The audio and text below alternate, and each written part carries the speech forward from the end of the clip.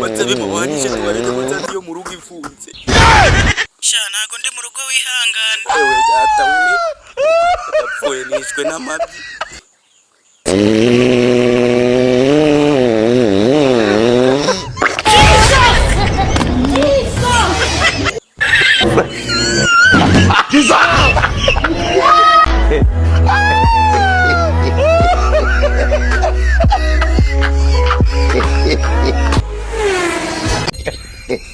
Akomeze nk'ikigori gibitega.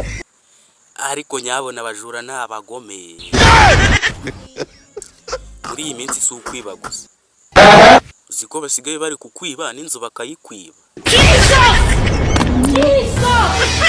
Jya kwa muganga barebe ko ugifite ubwonko mu mutwe.